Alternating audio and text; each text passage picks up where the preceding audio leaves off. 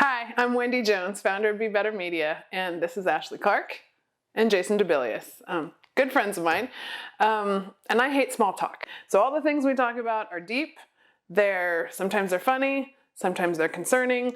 We cover a lot of issues and topics, but in everything we talk about, whether we agree or disagree, we are always undivided.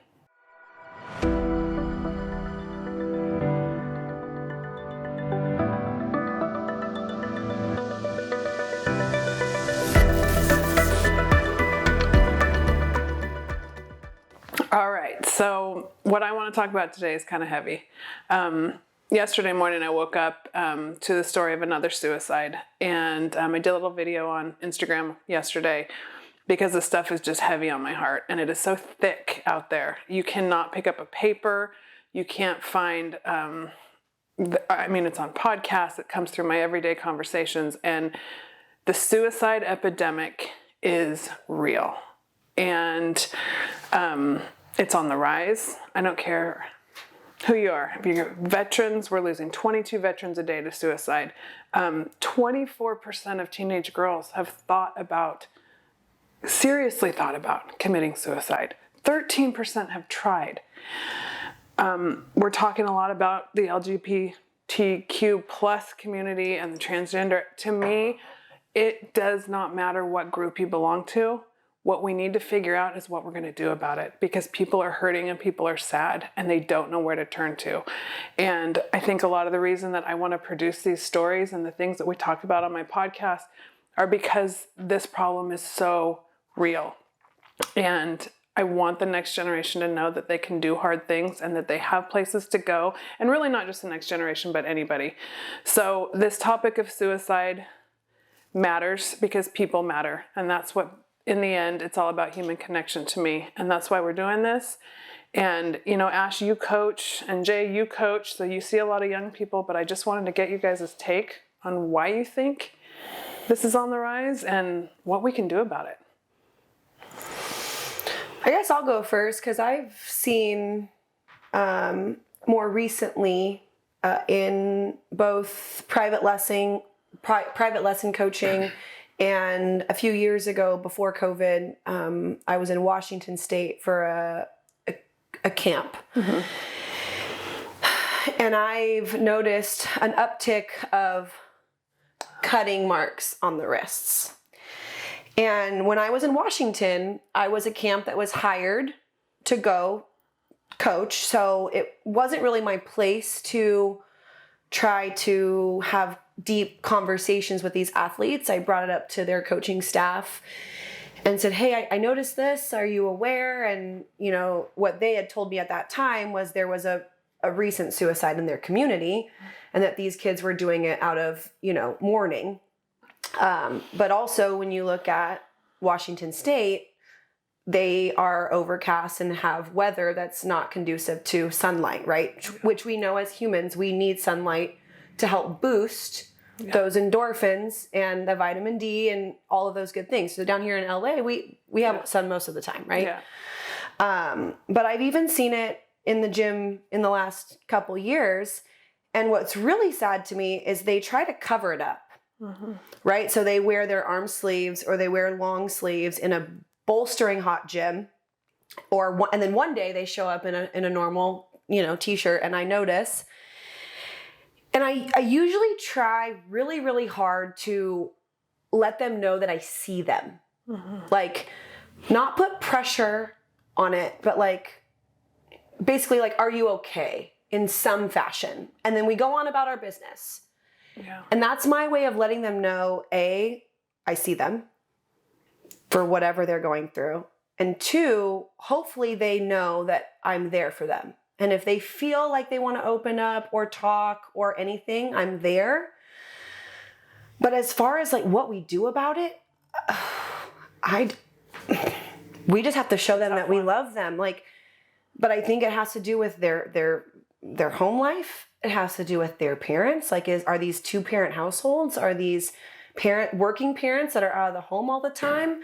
Are there, drug and alcohol problems in the family or outside of the home? Yeah, there's a lot of different factors. There are. And I think it starts with just letting people know that you care, that you give a crap. Okay. A couple of months ago, I told Wendy a dream I had. Right. I had this dream. I'm in a New York train station. It's empty. Right. And there's this huge bathtub, big porcelain tub. Right. And there's a baby that's crawling towards the tub, and I'm just like, the hell's a baby doing in the train station, right? And it crawls into the tub and just plops in. And I just start freaking out because I don't know if the tub has water. I don't know if the tub's empty. So I'm running to the tub to rescue this kid. And when I go to this kid, this baby's taking in water and has this look in his eyes like, it's okay. Like, just let me go. It's all right. And I was like freaking out. And I wake up from this dream, and sometimes you have that dream. Is that me? Is the baby me or whatever? And I had that self-examination or whatever. And I just told Wendy that day. I remember I was like, if you have someone, just call someone up. Just say you care. Just tell me you love them. It goes beyond any medication that they will ever give you for that, right? I mean, there are light forms of depression where I think that's a natural thing, and I think we as humans have to just say it is what it is and we exist to it. But we're talking about someone that's more heightened level. I think you'll be surprised. I'm not telling people like drugs, antidepressants are bad. I don't know enough about that. It's not my wheelhouse.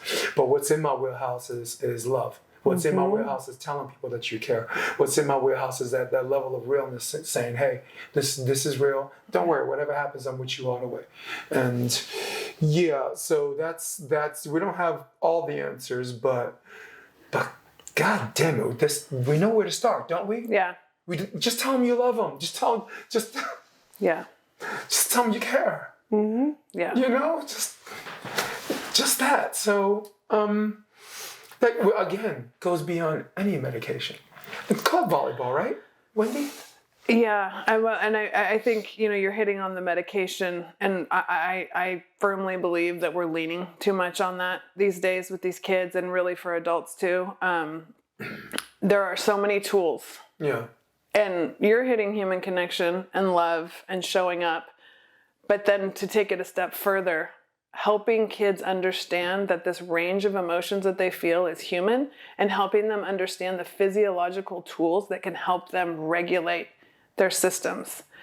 Breath work, yoga. My kids get tired of hearing, but they watch me every single morning get up and go do yoga. You guys know I don't show up until after I've done my yoga, unless there's some huge extenuating circumstance, knowing that there's something bigger than you. But if we're not having these conversations and teaching kids how to regulate rather than just giving them a pill and telling them there's something wrong with them, where do they go in that moment? But when do you keep talking about kids? Kids this, kids that, kids this, kids that. You mentioned somewhere in the middle of this whole diatribe adults. Yeah. Get some more adults in yoga. Maybe more of them will come out more like Wendy freaking Jones. How about that, right? I had a Be kid yourself. Dude, I had a kid come into my practice today, and I know we don't have a lot of time left, but I had a kid come into my practice just look distraught. And I said, look, whatever happened outside, this is your escapism. Yeah. Right? This is the place where you ain't got to worry about who calls you this or what with your parents or with your homework. And I said, nothing's going to hurt you here, not on my watch. Right? I had my team captain sit with her a little bit, take some time, take a couple of minutes, and then you can come in. But something like that that's adult stuff. That's adult responsibility. There wouldn't be a damn kid in the bathtub thinking no one cares about him if there wasn't. I mean, where are the parents? That's what I want to know. That's not just suicide. That form of mental illness is connected to everything. Yeah. Right? What if that kid lives and robs you in 10 years? Right? Yeah. There's just so many layers that you always have this common denominator. All of this is connected to mental health, right? We talked about homelessness before. We talked about school shootings before. We talked about all these things before, and then the bottom, boiling the waters is mental health that we don't talk about enough. Yeah. Yeah. So to bring it all back, I think there's two things. We know we need to be here for each other. We know we have to take time to look in the mirror ourselves. And then we have to be those people that can be the call. You have to people need to know where to call, who to call in that moment. And I know there's a suicide crisis line, and that number is 988. But who is your friend? Who is the person that you reach out to? And I've got you guys, and I'm really thankful for my crew. And I tell my kids every day, just keep talking. It's better out than in. Yep. Know where your lifeline is, and Yeah, veterans. be it got for one. somebody else. Veterans got one. They got one for active duty and for people who have previously served. Yeah. It's 24/7. Yeah. They have military contractors just taking. And these yet calls, that's so, one of our, yeah. 22 veterans a day. Yep. 22 So- push-ups. Yeah. It's a tough topic.